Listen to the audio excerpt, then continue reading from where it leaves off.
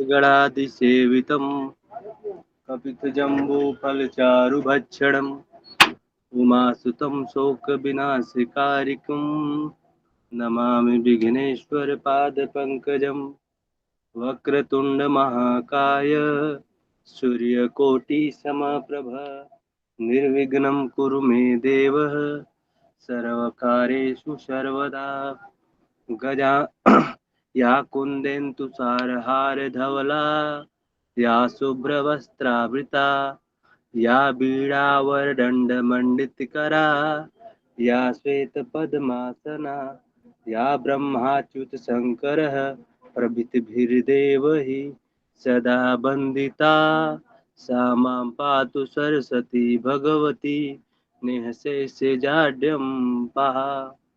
जय जय श्री राधारमण जय जय नवल किशोर जय गोपी चित चोर प्रभु जी जय जय माखन चोर।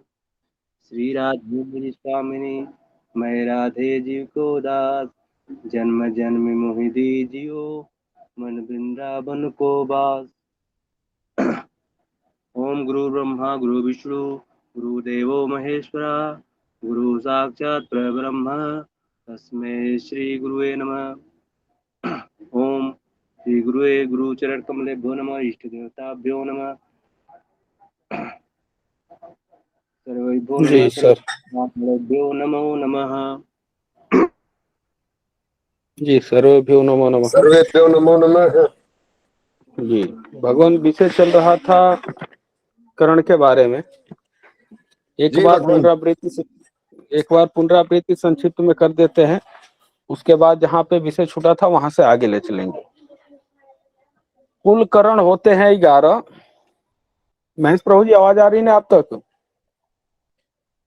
जी भगवान जी आवाज आ रही है प्रभु जी आपको? कुल करण होते हैं 11, जिनमें कि 4 स्थिर करण होते हैं, 7 जो है चर करण होते हैं, जो कि इनकी पुनरावृत्ति होती रहती है। और जो 7 रहते हैं वो बिल्कुल स्थिर रहते हैं। जो चर करण है उनके नाम है बौ, बालो, कौलो, तैतिल, गर, बणिज और बिष्टि। बिष्टि यानी कि भद्रा। तो अच्छा, जो स्थिर करण है वो है शकुनी, चतुष्पद, नाग और किस्तुघ्न।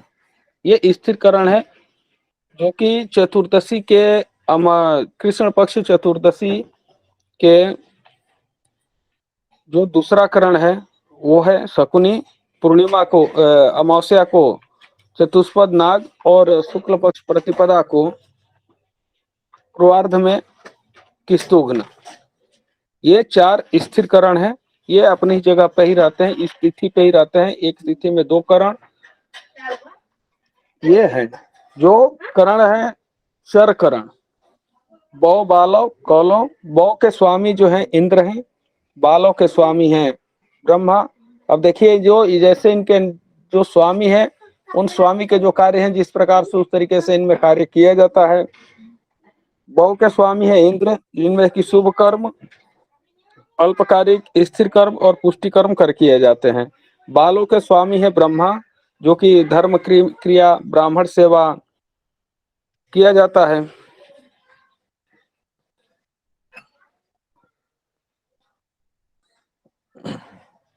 कौलों के स्वामी है मित्र, जिनमें की प्रीति, मित्रता संबंधित कार्य, वर्ण संबंधित कार्य किया जाता है। तैतिल के स्वामी है अर्यमा, जिनमें सौभाग्य, गृह, संकाय संबंधित जो भी कार्य किया जाता है। गर के स्वामी है भूमि, यानी कि भूमि से संबंधित जो कार्य हैं, कृषि, बीज या जो भी आश्रम के कार्य हैं उस तरीके से किए जाते हैं। वाणिज के स्वामी है श्री स्वामी है, तो यानी कि स्थिर कार्य, वाणिज्य, व्यापार, दुकान संबंधित जो भी कार्य हैं इस करण में करना शुभ होता है। बिष्टि के स्वामी है यम। अब यम स्वामी है तो इनमें शत्रु नाश का ही कार्य किया जाता है। वो भी या विषाद प्रयोग का जो भी कार्य होता है वो कार्य किया जाता है, वो फलदायी है, अन्यथा शुभ कार्य करने से वर्जित है। जो स्थिर करण है शकुनी, इनके स्वामी है कली। इनमें पौष्टिक औषधि या जो मूल मंत्र होते हैं वो कार्य किए जाते हैं। चतुष्पद के स्वामी है वृष, जिनमें गाय, ब्राह्मण, पीतर आदि कर्म किए जाते हैं। यह चतुष्पद अमावस्या के पूर्वार्ध में आता है। नाग यानी कि सर्प जो है, इनके स्वामी है दारुण, दुख देना, हरण, जो इनके स्वामी है, जिस तरीके से कार्य है वो कार्य किए जाते हैं। किस्तुघ्न के स्वामी है वायु, इनमें धर्म, इष्ट, पुष्टि, जो भी मंगल कार्य किए जाते हैं वो सिद्धि होते हैं। तो यहाँ तक तो पिछली कक्षा में बता दिया गया था। अब आगे चलते हैं। यहाँ तक तो हो गया था सभी का कंप्लीट।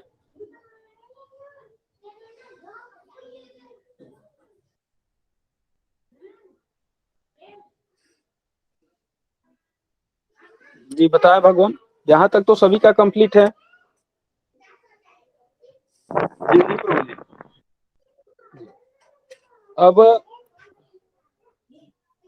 हम देखते हैं कि जो शुक्ल पक्ष में अष्टमी और पूर्णिमा जो चार्ट हम बनाए थे शुक्ल पक्ष का, उसमें चार्ट के माध्यम हम देखेंगे कि अष्टमी और पूर्णिमा के पूर्वार्ध में और चतुर्थी और एकादशी के उत्तरार्ध में जो विष्टिकरण है,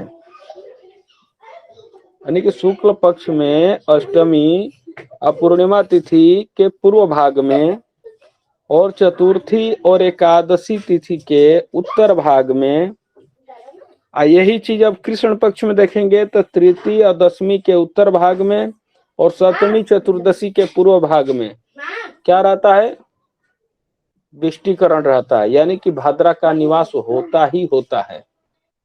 अब हम केवल भाद्रा के विषय के बारे में ही जानेंगे, ठीक है। भगवान प्रतिक्रिया दे कोई। जी प्रभु जी बोलो। तो जो भाद्रा होती है ये एक महीने में कुल 8 भाद्रा होती है।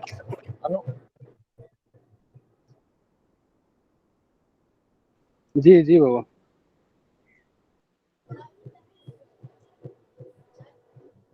तो एक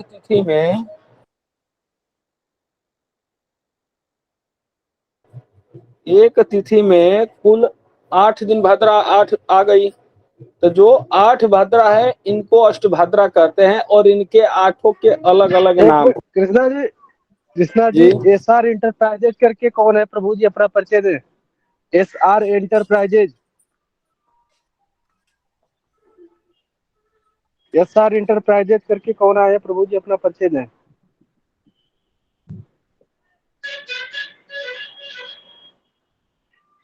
SR इंटरप्राइजेज, वो लेफ्ट आवाज हो गए हमारी आ प्रभु रही है जी, आप लोग को। लेफ्ट हो गए, लेफ्ट हो गए। ठीक है ठीक है, लेफ्ट हो गए। कौन दे रहा। तो ठीक जो है आगे चलो प्रभु जी। एक महीने में कुल 8 भाद्रा होती है, जो कि शुक्ल पक्ष में चार्ट के माध्यम से आप देखेंगे तो समझ आएगा कि शुक्ल पक्ष में अष्टमी और पूर्णिमा तिथि के पूर्व भाग में और चतुर्थी और एकादशी के उत्तर भाग में, यानी कि शुक्ल पक्ष में 4 और कृष्ण पक्ष में 4, ये कुल 8 भाद्रा है। तो ये 8 भाद्रा, ये 8 भाद्रा के अलग अलग नाम हैं। 4 शुक्ल पक्ष की हो गई, 4 कृष्ण पक्ष की हो गई। तो जो पहला नाम है वो है कराली। आप लिखना चाहे तो लिख लें, अन्यथा उस पे ही चले हम। कराली, दूसरा है नंदिनी, तीसरा है रौद्री, 4 नंबर है जी। तो जी क्या चल रहा है, थोड़ा क्षमा करें, बताएंगे जरा। भगवान भद्रा के बारे वो में चल बताया रहा है करण के बारे में, करण है, करण करण प्रकरण। जी जी। भगवान करण प्रकरण चल रहा है अनिल जी और जहाँ करण से वो के शुरू अंदर एक विष्टिकरण होता है जिसे भद्रा के नाम से जाना जाता है। शुक्ल पक्ष में 4 बार आता है, कृष्ण पक्ष में भी 4 बार आता है। गुरुदेव, तो कुल मतलब स्क्रीन एक, हाँ स्क्रीन शेयर करके थोड़ा समझा देंगे तो भद्रा के बारे में और अच्छा होता चला जाएगा। ठीक है भगवान, कोशिश कर रहा हूं मैं।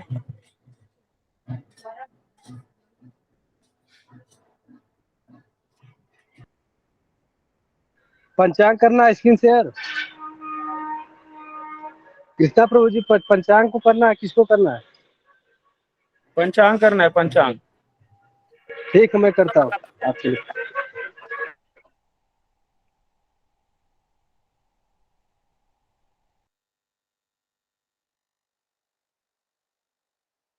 स्क्रीन दिखाई दे रही है?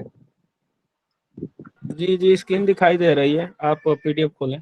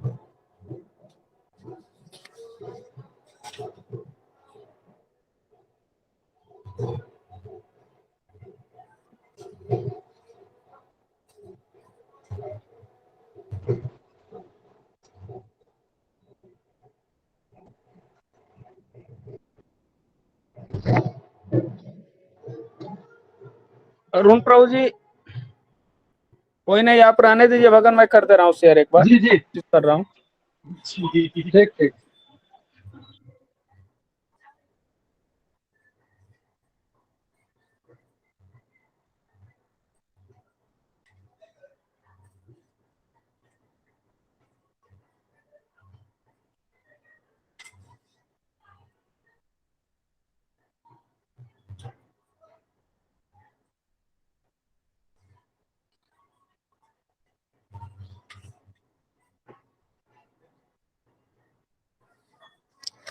ठीक है भगवान, अब देखें इसमें कोई सा भी हम पेज ले लेते हैं समझने के लिए। शुक्ल पक्ष का कोई सा भी पेज लें, इसमें हम देखेंगे जो हम चार्ट बनाए हैं, चार्ट के हिसाब से कि शुक्ल पक्ष में अष्टमी और पूर्णिमा, शुक्ल पक्ष में अष्टमी और पूर्णिमा तिथि को पूर्वार्ध में रहता है, पूर्व भाग में। तो हम यहाँ पर अपना देखते हैं अष्टमी, अष्टमी तिथि को पूर्व भाग में, यानी कि अब देखिए अब यहाँ पर अष्टमी का पूर्व भाग क्या आएगा। अब यहाँ पर थोड़ी सी समझने वाली बात है भगवान। जैसा कि सभी को ज्ञात है कि जो भाद्रा होती है, एक तिथि में दो दो भाद्रा होती है, और तिथि के ही पूर्व भाग में और पूर्वार्ध में और जो है कि उत्तरार्ध में होती है। अब देखिए जो चार्ट हम बनाए थे, चार्ट में शुक्ल पक्ष में अष्टमी को और पूर्णिमा को कब है, पूर्व भाग में।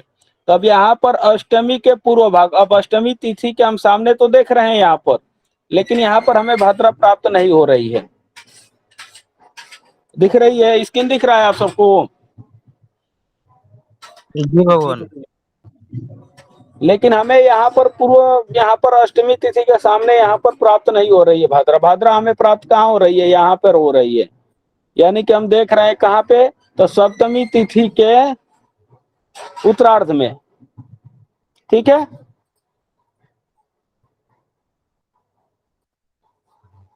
जो हम चार्ट बनाए थे भगवान, प्रतिक्रिया देते रहेंगे तभी जाकर के स्पष्ट हो पाएगा।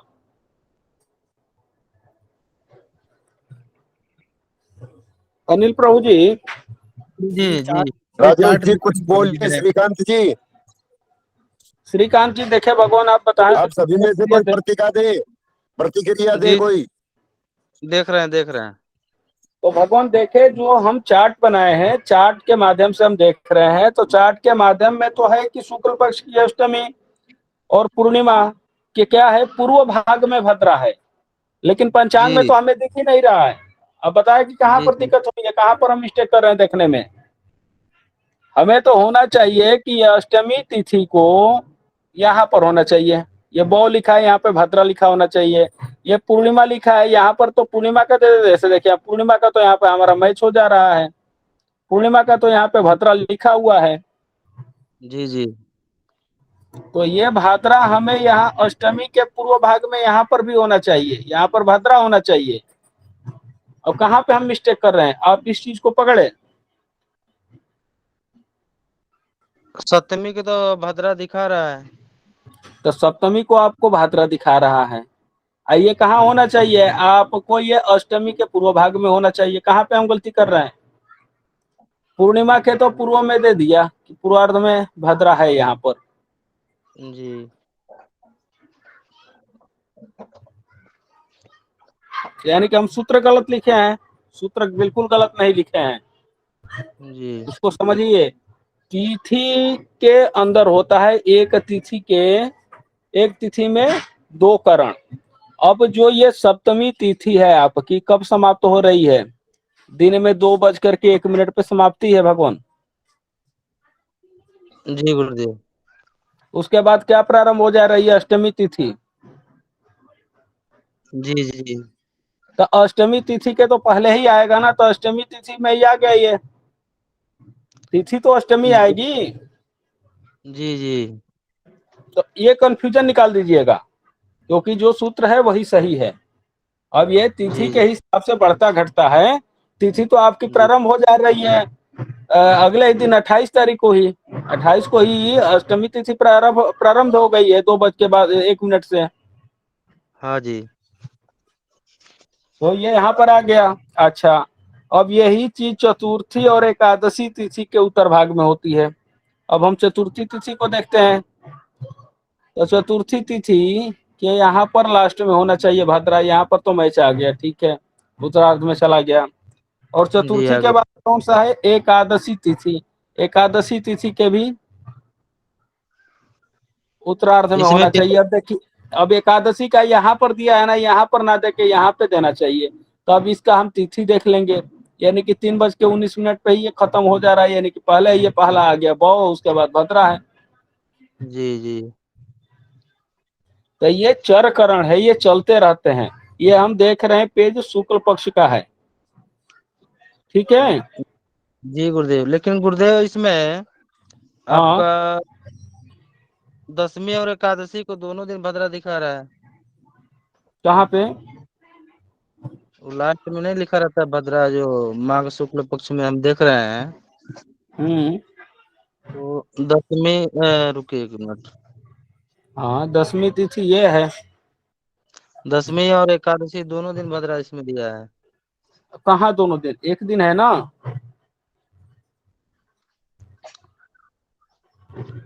एकादशी के उत्तरार्ध में भद्रा होती है, जो जी भद्रा होती है एकादशी तिथि के उत्तरार्ध में होती है। जी एकादशी जी तिथि आपकी प्रारंभ हो गई है, दसवीं तिथि 2:15 पर समाप्त है उस दिन 31 को।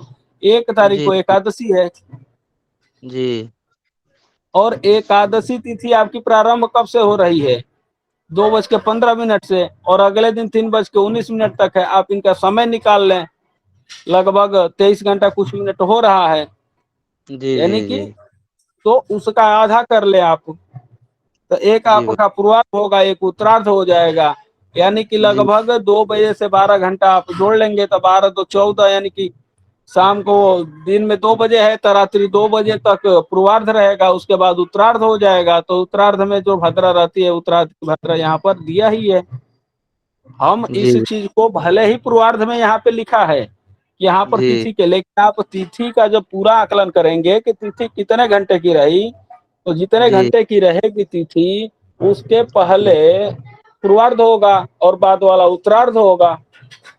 जी जी जी। तो ये मतलब ये थोड़ी सी समझने वाली चीज है यहाँ पर। एक पक्ष में मतलब 4 भद्रा पड़ता है।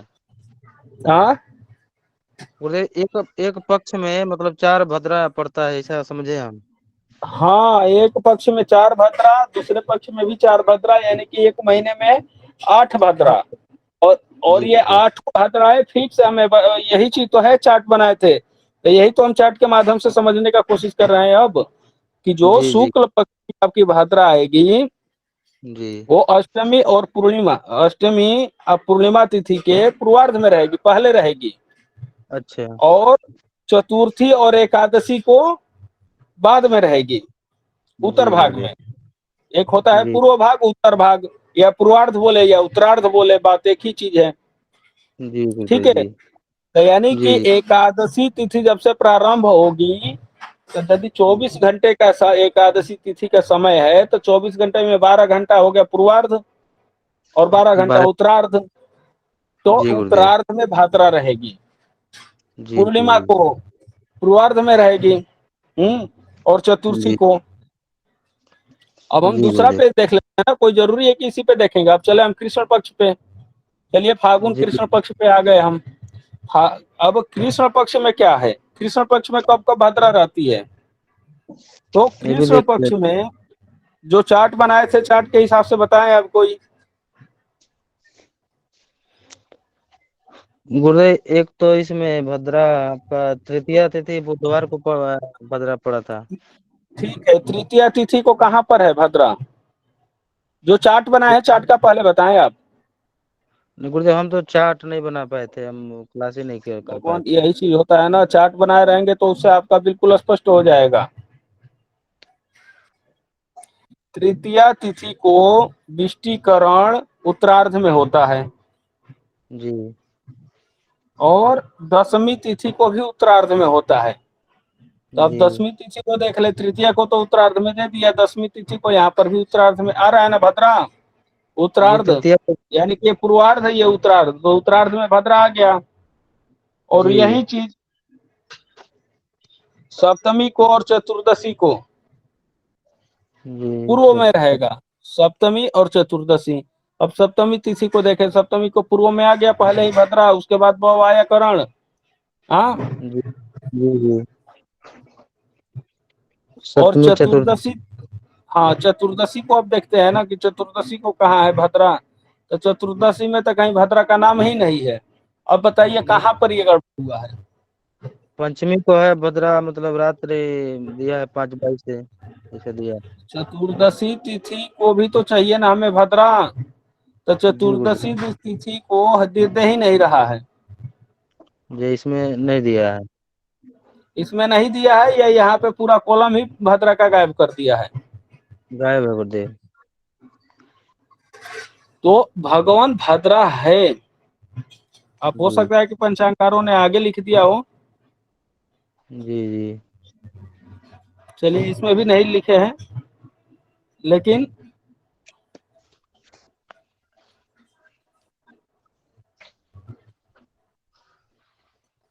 लिखे हैं भगवान, देखिए भद्रा है ना।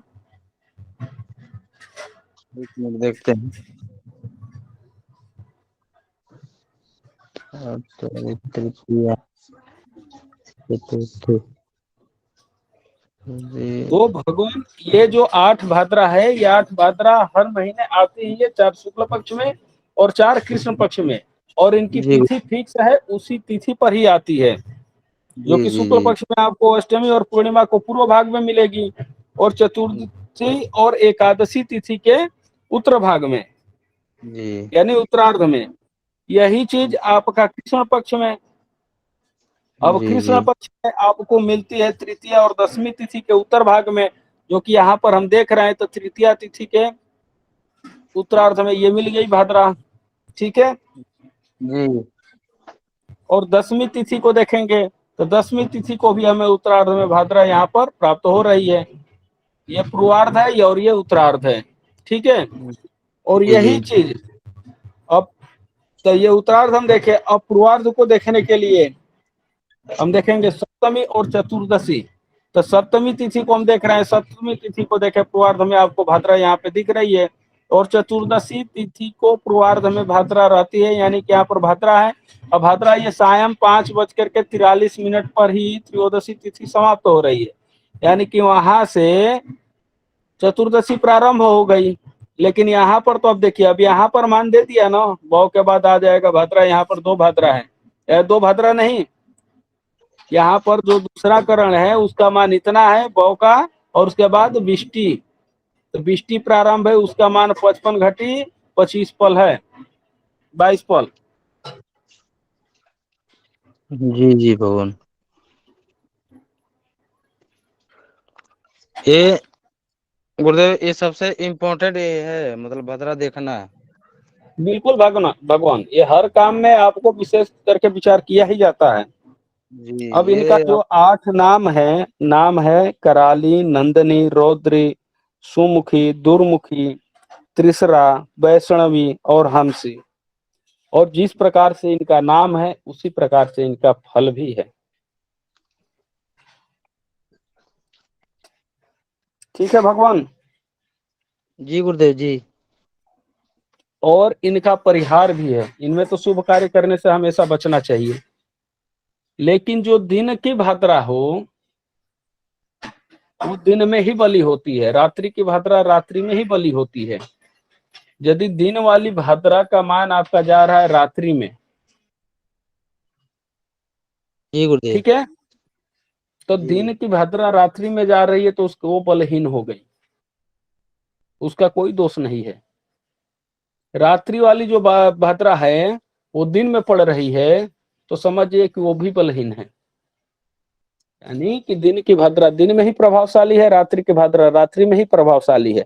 अब दिन रात का क्या चक्कर है, तो मान के चलते हम एक उदाहरण के तौर पे समझते हैं कि एक दिन में एक तिथि, ठीक है, हम उदाहरण लेते हैं कि 24 घंटे का ही हुआ, तो 12 घंटा दिन 12 घंटा रात्रि हुआ ना। जी गुरुदेव। तो मान लेता हूं कि तिथि हमारी प्रारंभ हो गई सुबह 6 बजे से और अगले दिन सुबह 6 बजे तक है, तो यानी कि पूरा दिन में का जो पूर्वार्ध वाला करण रहेगा वो रहेगा, जो उत्तरार्ध वाला करण है वो रात्रि में रहेगा। 12-12 घंटे का हुआ ना। अभी हम समझने के लिए कौल ऐसे, जी गुरुदेव। तो दिन की भाद्रा दिन में ही प्रभावशाली है, रात्रि में नहीं, और रात्रि की भाद्रा रात्रि में ही प्रभावशाली है, दिन में नहीं है। ठीक है। जी अब गुरुदेव। भाद्रा में ही अब देखें जो दिन की भाद्रा है, जो दीवा भाद्रा बोलते हैं, दीवा भाद्रा और रात्रि भाद्रा, ठीक है। तो जो दीवा भाद्रा है वो क्या है, सर्पमुखी, और जो रात्रि भाद्रा है वो क्या है, वृश्चिकी। तो जी जी। सर्पमुखी यानी कि सांप, वृश्चिकी यानी बिच्छू। जी तो अब हमें इनसे बचना है। भाद्रा है तो क्या अब हम भाद्रा के में हम कोई कार्य करेंगे नहीं, 12 घंटे के लिए वर्जित कर देंगे हर कार्य, नहीं करेंगे, उसका परिहार है। अब परिहार क्या है, परिहार आगे हम जानेंगे, पहले हम ये समझ लें कि सर्पमुखी और वृश्चिकी का क्या है। अब मान लेता हूं कि भाद्रा तो महीने में 8 बार आएगी, और एक भाद्रा लगभग मान लेता हूं कि 12 घंटे रही, तो क्या उस 12 घंटे में हम कोई कार्य ना करें, और हमें उसी दिन कार्य करना ही करना है। तो फिर हम क्या करेंगे, विचार करेंगे कि सर्पणी है कि वृश्चिकी है। तो सर्पणी यानी कि सांप, वृश्चिकी यानी कि बिच्छू, ठीक है। जो दिन की भाद्रा है सर्पमुखी और रात्रि की भाद्रा वृश्चिकी बिच्छू। तो जो सांप है, सांप का जहर कहाँ होता है, मुख में होता है, ठीक है। जी। तो हम उस समय को निकालेंगे। एक परिहार तो हमारा ऐसे कैंसिल हो गया कि दिन की भाद्रा रात्रि में है तो हमें कोई दोष नहीं है, रात्रि की भाद्रा दिन में है तो उसका कोई दोष नहीं है, उसमें हम अपना कार्य कर सकते हैं। वो बलहीन है उस समय पे, उनके पास उनकी शक्ति ही नहीं है। जी जो सर्पणी भाद्रा है उसके हम मुख का त्याग कर देंगे, और जो वृश्चिकी है इसके पूछ का हिस्सा का हम त्याग करेंगे। ठीक है। जी गुरुदेव। अब हम त्याग तो कर देंगे मुख का। अब हमें मुख का तो पता नहीं ना कि मुख कितने समय तक है या पूछ कब कब से कब तक का है। तो हमें इसका जो प्रमाण मिलता है उस हिसाब से इसको कार्य करने हैं। तो जो प्रमाण है इनका कि मुख का जो है 5 घटी। अब मान के चलिए कि हम 60 घटी का एक और रात्रि हुआ, दिन हुआ, ठीक है। 60 घटी में 30 घटी एक भाद्रा रही। आप समझने का प्रयास कर रहे हैं नहीं? समझ रहे हैं गुरुदेव, समझ रहे हैं। तो जो 60 घटी का अहोरात्रि हमारा होता है, तो 60 घटी में यानी कि एक तिथि को हम मान रहे हैं। अनुमानतः ही होता है या नहीं होता है वो देखने पे ही स्पष्ट होगा। हम अनुमानतः एक लेकर के चल रहे हैं, ठीक है। तो 60 घटी का एक अहोरात्रि में 60 घटी यानी एक तिथि का मान हम 60 घंटी मान के चल रहे हैं।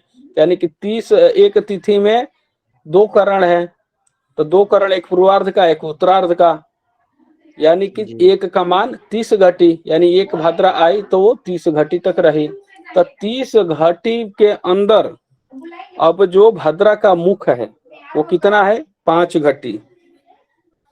उसके गला को हम मानेंगे 1 घटी, छाती को मानेंगे 11 घटी और नाभि को मानेंगे 4 घटी, कटी को 6 घटी और पूछ 3 घटी।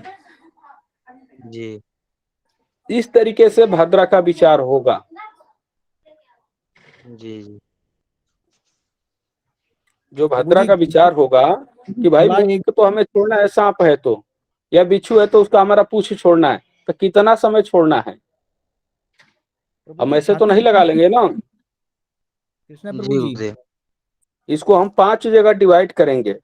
मान लेता हूं कि हमारा ही शरीर है, ठीक है। तो इसका हम डिवाइड करेंगे मुख का, उसके बाद गला का, फिर छाती का, फिर नाभि का, यानी कि जो पेट होता है, पेट के बीच में जो नाभि होती है,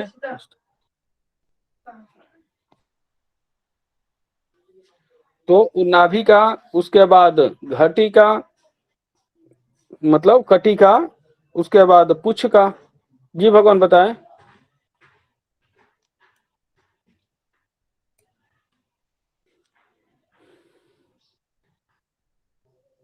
प्रभु जी छाती का कितना बताया आपने? 11 11 घटी। जी भगवान, और आप इसका नोट नाभि कर का लीजिए कितना? यदि नोट करना चाहते हैं तो। मुख है 5 घटी, जी गला है 1 घटी, छाती 11 घटी, नाभि जो है 4 घटी, कटी जो है 6 घटी और पुच्छ जो है 3 घटी।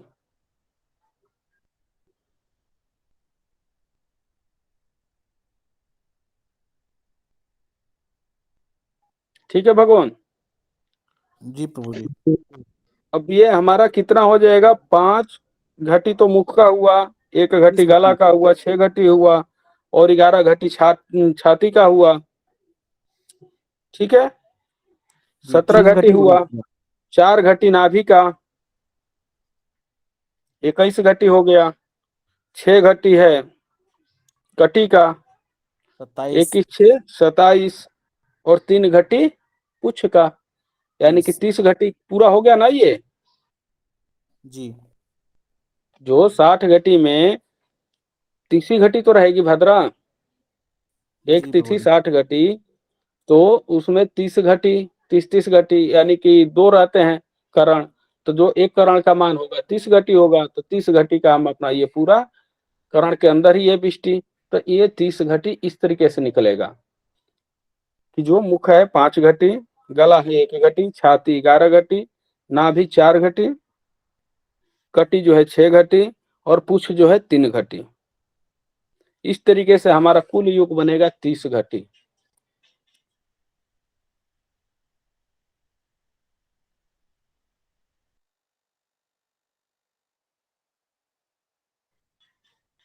तो इस तरीके से ये हमारा 30 घटी का पूरा हो गया।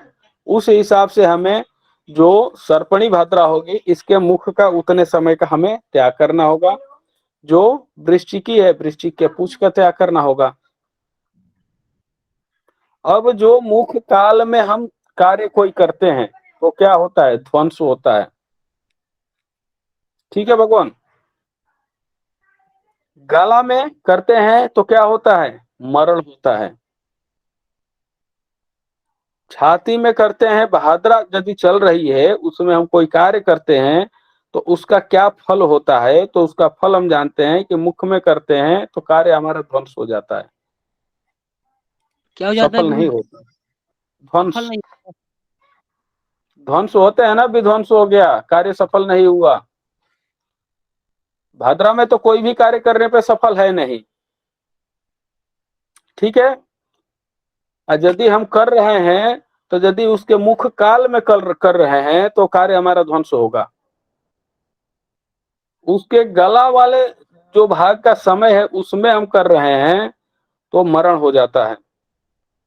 मरण यानी कि किसी की मृत्यु ही मृत्यु, मरण नहीं होता, मृत्यु तुल्य कष्ट भी होता है जो कि उससे भी ज्यादा दुखदायी जी हो भगवान। जाता है। छाती वाले समय पे कर रहे हैं तो हमारी धन की हानि होती है। कटी वाले भाग पे करते हैं तो हमारी बुद्धि विलय हो जाती है। नाभि वाले भाग पे करते हैं तो कलह होता है।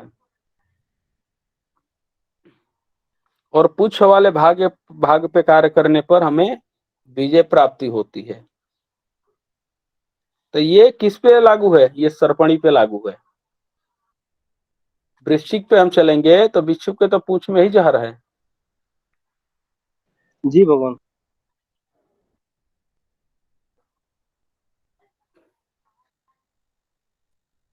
ठीक है भगवान। अच्छा, जी अब जी। ये भाद्रा रहती कहाँ कहाँ पर है। ये भाद्रा का जो निवास स्थान है 3 जगह है। स्वर्गलोक, आकाश पाताल पृथ्वी। जी, स्वर्गलोक में, पाताल लोक में और मृत्यु लोक में। मृत्यु लोक यानी कि आपकी धरती। अब इसको हम देखते कैसे हैं, अब हमें कहाँ पता चलेगा कि भैया भद्रा है तो ये आकाश में है कि पाताल में है कि मृत्युलोक में है। हमें ये तो पता चलना चाहिए ना। अब देख लेते हैं पंचांग में दे रखे हैं नहीं दे रखे हैं, यहां से ही स्पष्ट हो जाएगा।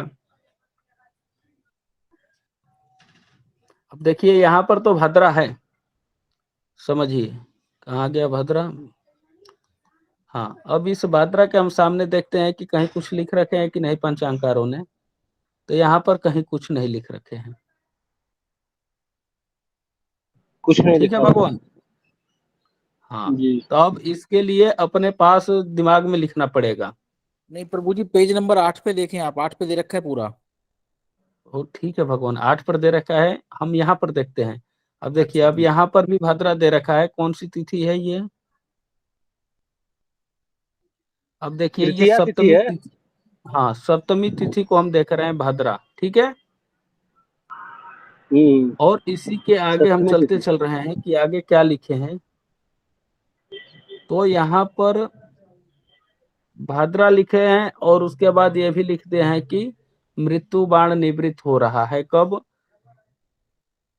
ये 19 घटी 7 पल पर। 11 बज के 11, हाँ, 11 घटी 7 पल। 11 घटी हाँ 7 पल यानी कि दिन में जी। 5 बज करके 3 मिनट पे। 3 मिनट। ये कृष्ण पक्ष की भाद्रा है। ठीक है। ये तो कृष्ण पाताल में है पक्ष। ना। अब अब आपको कैसे पता चल गया कि ये पाताल में है, अब बताएं।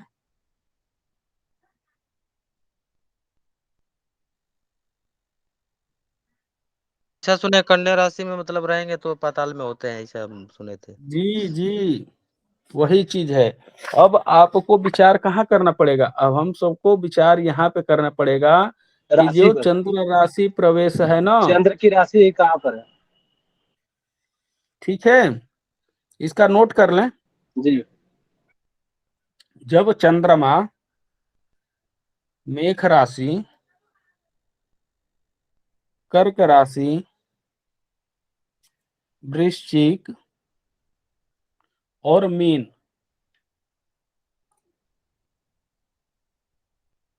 यानी कि मेष, कर्क, वृश्चिक और मीन में चंद्रमा अपना संचार करते हैं, तो भद्रा कहाँ रहती है? स्वर्ग में। स्वर्ग लोक में ना गुरुदेव? जी, स्वर्ग लोक में। जी। उसके बाद मिथुन, कन्या, तुला, धनु।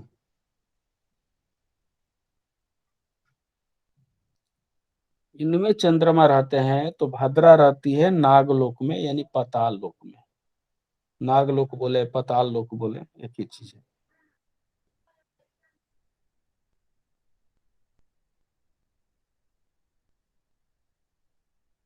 अब वृष, सिंह, मकर और कुंभ, इन राशियों पे जब चंद्रमा रहते हैं, संचार कर रहे होते हैं, उस समय भद्रा मृत्यु लोक में रहती है। मृत्यु लोक यानी कि पृथ्वी पर।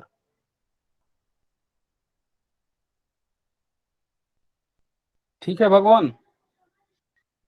जी जी गुरुदेव। जी। तो अब देखिए, भाद्रा तो आपके हर महीने में 8 दिन रही। भाद्रा में कोई कार्य नहीं कर सकते, आप समझिएगा बात को। भाद्रा हर महीने में 8 बार आती है, और भाद्रा में हम कोई कार्य नहीं कर सकते, शुभ कार्य, क्योंकि वर्जित है। लेकिन अब हमें उसका परिहार भी है कि यदि दिन की भाद्रा है तो रात्रि में हम अपना कार्य करें, कोई दिक्कत नहीं है। यानी कि वो बलहीन है। रात दिन की जी जी, भाद्रा रात्रि रात्रि में की बलहीन, और रात्रि वाला दिन में बलहीन। दिन में बलहीन होता है। ठीक है, एक गुरुदेव तो हमारा स्वर्ग ये लोक में कब परिहार हो होती गया। है? गुरुदेव एक बार क्या फिर से चीज? बताइए। स्वर्ग लोक में कब होती है भद्रा? कर्क, कहाँ पे? स्वर्ग लोक में। जी जी, कब कब होती है? मेष, कर्क, वृश्चिक और मीन राशि पर गुरुदेव जब इसमें, चंद्रमा संचार करते हैं। गुरुदेव गुरुदेव क्षमा चाहता हूँ, इसमें तो लिखा है बृहदवाड़ा चक्र में कि मेष, वृष, मिथुन और वृश्चिक राशि में चंद्रमा रहते हैं तो स्वर्गलोक की भद्रा कही जाती है, मानी जाती है। अब हो सकता है कि लिखे होंगे अलग अलग शास्त्रकारों ने, तो गुरुदेव हम अलग अलग किस, शास्त्रकारों लेकिन का जो अलग अलग है मत है। मेष है, कर्क है, वृश्चिक है और मीन है। हाँ जी, मेष, तो वृष, मिथुन, कर्क नहीं गुरुदेव इसमें लिखा, मिथुन लिखा है। अच्छा, कर्क का कहाँ लिखा है? कर्क का लिखा है गुरुदेव, बता रहा हूँ।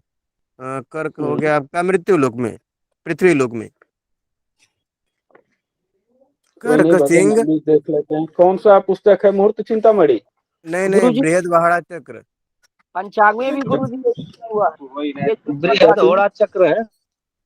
पंचांग में भी गुरु जी यही दिया। पंचांग में भी होगा। अरे हम्म, कब? कोई नहीं, अब मान लेता हूँ कि जो कमियां कहीं पर है उस चीज को देखना पड़ेगा ना। क्या जी जी, पता बस जो हम हाँ, उस चीज को क्लियर इसीलिए हो गुरुदेव जाएगा हम तो पूछे सही ना कि रहेगा। डाउट डाउट मतलब आप भाई कुछ और बता रहे, इसमें लिखा कुछ और है, इसीलिए हम डाउट मतलब थे ना कि सही कौन नहीं सा है। नहीं, वो डाउट क्लियर होना चाहिए सभी का। जी जी जी। तो एक बार इसमें देख लेते हैं ना, मेरे पास है मुहूर्त चिंतामणि पुस्तक, हाँ तो देख जी, लेते हैं उसमें देख उसमें। लीजिए।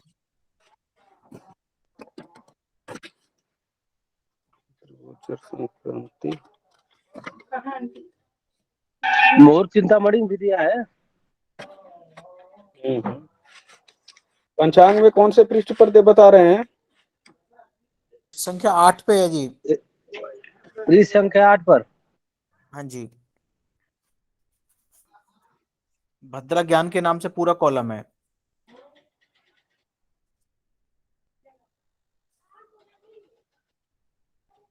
बताएं भगवान। गुरुदेव मैं तो बताया था कि मेष वृष मिथुन और वृश्चिक राशि में चंद्रमा रहे तो स्वर्ग लोक में भद्रा मानी जाती है। और कन्या तुला और धनु मकर राशि में चंद्रमा रहे तो पाताल लोक में भद्रा मानी जाती है। और कर्क सिंह और कुंभ मीन राशि में चंद्रमा रहे तो उसमें मृत्यु लोक में भद्रा मानी जाती है, कही जाती है, जो समझते हैं।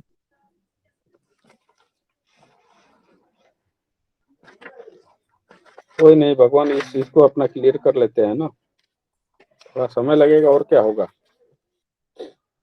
गलत जानकारी किसी तक ना पहुंचे, बस ये बात है। जी जी दिनेश प्रभु जी बताएं भगवान।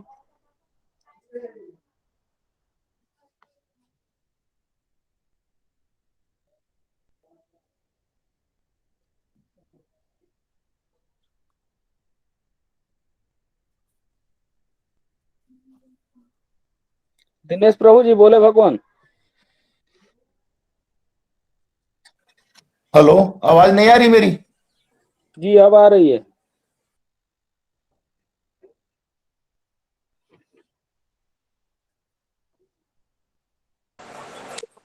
हेलो, जी बताएं भगवान, आ रही है अजय आवाज। दिनेश भगवान बोलिए। हाँ जी।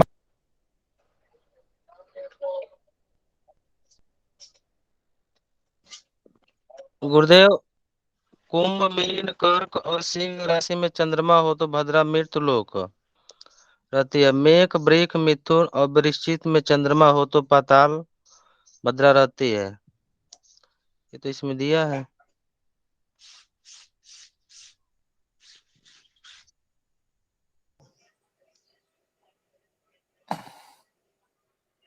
चलिए ठीक है भगवान, अभी इस चीज को क्लियर कर लेंगे। कृष्णा आगे जी, वाला फलम लिख लीजिए। ग्रुप में डालता हूं मैं ना। जी जी। तो जो स्वर्ग की भद्रा रहती है स्वर्ग में, तो उस समय पे अभी लोग जुड़े रहिएगा, ठीक ना। जो स्वर्ग में भद्रा रहती है तो उस समय पे कार्य करने पे हमारा सौख्य होता है। पाताल में रहती है तो धनागम होता है। और मृत्युलोक यानी कि पृथ्वी पर रहती है भद्रा, तो हमारा कोई भी कार्य सिद्धि नहीं मिलती है। ठीक है भगवान। जी गुरुदेव। उसके बाद यदि सोमवार और शुक्रवार को भद्रा, यदि दिन हो सोमवार और शुक्रवार और उस दिन भद्रा हो तो उसका नाम कल्याणी होता है। शनिवार की भद्रा जो है वृश्चिकी भद्रा कहलाती है। गुरुवार को पुण्यवती, और जो भी है अन्य वार में गुरुदेव उनका शनिवार नाम और जी प्रभु जी एक बार शनिवार को पुनः वृश्चिक, एक बार दोबारा से रिपीट कर दें प्लीज, ये सोमवार वाला, सोमवार शुक्रवार वाला। सोमवार और शुक्रवार को जो भद्रा रहती है तो उसका नाम कल्याणी है। जो हम 8 भद्रा का नाम लिखे थे वो अलग है। उसके बाद अब ये दिन के हिसाब है। यदि सोमवार और शुक्रवार को भद्रा होगी तो उसका नाम कल्याणी।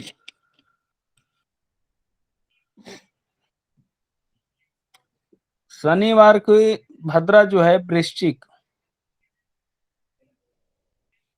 गुरुवार को पुण्यवती, रविवार मंगलवार बुधवार बच गए, तब इस दिन भद्रा होने पर भद्रिका। गुरुवार को क्या बताया प्रभु जी? पुण्यवती। और बाकी अन्य दिन भद्रिका।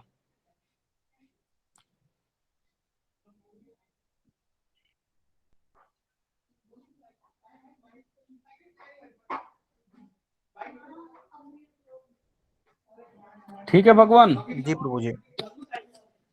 इसमें धनागमन, धनागमन की धनन आगमन, हाँ पाताल वाले में क्या लिखवाए गुरु जी? किसमें? पाताल वाले में धना आगमन होता है कि धनागमन होता है? धनागमन, धनागम बोलते हैं। मतलब आना कि जाना? भगवान आएगा, पाताल में भद्रा है यदि किसी के ऊपर कोई विपत्ति आती है और आकर के निकल जाती है तो फिर आगमन ही होता है, क्योंकि वो तो पहले ही हर के लेके जो जाना था वो आने चली का गई, मतलब उसके बाद तो अगर जो आएगा प्रभु वो जी आगमन ही धरती होगा। पर अगर वो भद्रा का अगर मृत्यु लोक में भद्रा रहे तो नुकसान देती है, बाकी पाताल और आकाश की भद्रा है जो कि नुकसान नहीं देती है, जब जैसे कि पाताल में शास्त्रों में भद्रा बताया जाती है ना, देखिए यदि स्वर्ग में भद्रा है तब तो आपका सौख्य है, पाताल में भद्रा है तो आपका धन का आगमन है, धनागम। जी जी। ठीक है, मृत्युलोक में है तब आपको कष्ट है। हाँ, मृत्यु लोक की भद्रा जो जिस पर हाँ, हम निवास करते हैं वही भद्रा हमको नुकसान देती है बस। और 1 मिनट भगवान।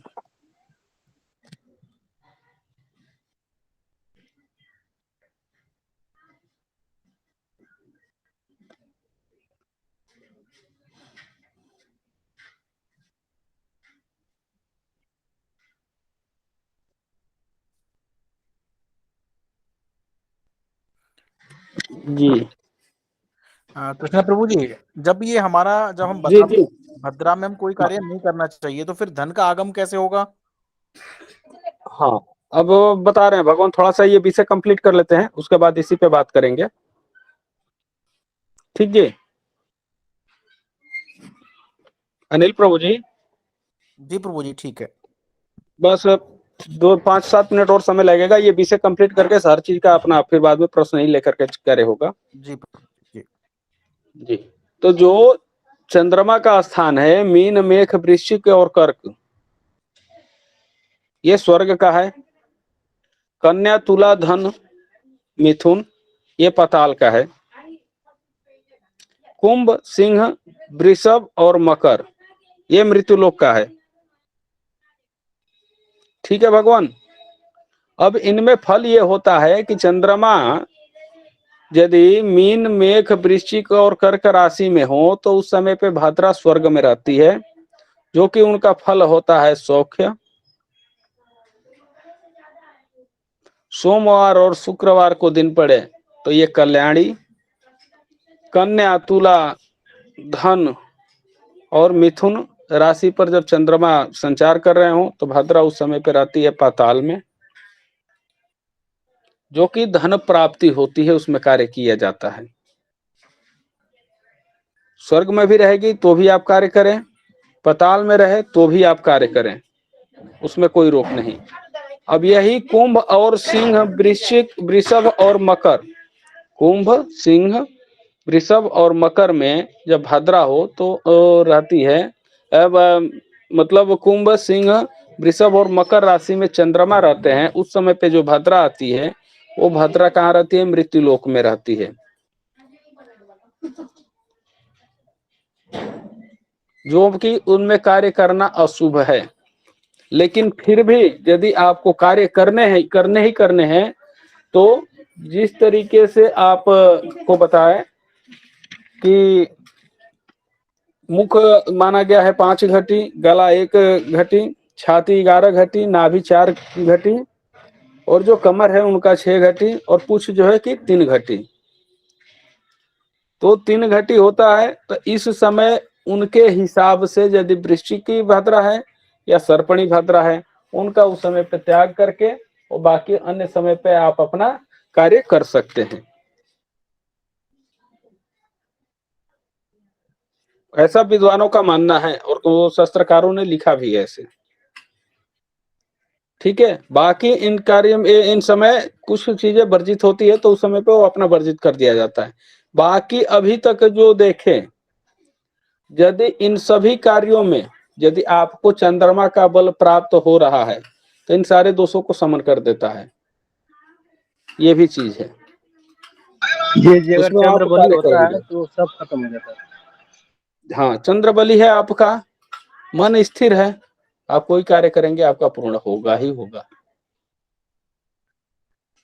लेकिन फिर भी भाद्रा के अंदर जो भी कार्य होता है उस चीज को वर्जित कर दिया जाता है। हाँ, बताया अनिल प्रभु जी आपकी जो बात थी। मेरा ये था प्रभु जी कि जैसे भद्रा में जब हम कहते हैं कि सभी तरह की भद्राएं अशुभ हैं, लेकिन उसके बीच में भी कुछ कुछ चीजें हैं, जैसे अगर उस पर्टिकुलर जगह पे भद्रा है तो हम लोग काम कर सकते हैं। तो भद्रा में अगर जी काम करना नहीं है तो धन का आगम कैसे होगा? भद्रा में आप काम कर, देखिए भद्रा में आपको तो कार्य करने नहीं है, पहली नंबर बात। लेकिन आपको जानकारी तो हो कि भद्रा है कहाँ पर। जी तब भद्रा यदि स्वर्ग में है तो आप काम करिए, कोई दिक्कत नहीं है, शौक है पूरा। यदि वही भद्रा पाताल में है तो आप कार्य करें, रोकने की कोई जरूरत नहीं है। धरती की जो उसमें पृथ्वी धन की पृथ्वी प्राप्ति लोग की होगी भद्रा आपको, और नुकसान देती है। तो वो मतलब आपको धन की प्राप्ति भी हो सकती है उसमें। जो धन की प्राप्ति होती है उस भाद्रा के अंदर करेंगे तो आपको धन प्राप्ति का उसका फल दिया हुआ है। जी अब वो भाद्रा केवल जो मृत्यु लोक पर है, पृथ्वी पर है, उस समय की भाद्रा को आपको त्याग करना है, न कि हर भाद्रा को। जी जी जी हर भाद्रा को आप त्याग करेंगे तो महीने में 8 दिन तो आपका ऐसे ही निकल जाएगा। जी जी जी तो जी इस समय पे जो यहाँ पर पृथ्वी लोक पे भाद्रा हो, उस समय का कुल त्यागी। श्रीकांत प्रभु जी बताएं भगवान। गुरुदेव किस तरह का कार्य करें कि मतलब विवाह शादी तो नहीं उसमें हो सकता है, या बर बरड़ का भी कार्यक्रम तो उसमें सिद्ध हो सकता है क्या ऐसा, या मकान का होगा हुआ? प्रभु जी, सब कुछ होता है, बस पृथ्वी पर वो भद्रा ना हो, बस मृत्यु लोक में। भगवान पृथ्वी पे भाद्रा ना हो, और यदि भाद्रा है, सर्पणी भाद्रा है, तो उसके मुख का आप त्याग कर दें। उस समय पे जी अपना अभी देख लो कि चंद्र बलि उस व्यक्ति का सही है या नहीं है। जी जी चंद्रमा को देख लीजिए, उसके बाद अपना काम आरंभ करें। चंद्रमा को देख के विचार करके अपना काम को आगे करें। अगर श्रीकांत पृथ्वी प्रभु लोग जी अगर शांति मंत्र बोले, शांति मंत्र बोले अभी श्रीकांत प्रभु जी। जी गुरुदेव। ओम द्यो शांतिरंतरिक्षगुं शांति पृथ्वी शांतिराप शांतिरौषधय शांति वनस्पतय शांति सर्वगुण शांति शांतिरेव शांति सामा शांतिरेधि जतो यतः समीहसि ततो नो अभयं कुरु सन्नः कुरु प्रजाभ्यो वयन्नः पशुभ्यः सुशान्तिर्भवतु सर्वारिष्ट शांतिर्भवतु। सर्वेभ्यो नमो नमः। गुरुदेव प्रणाम।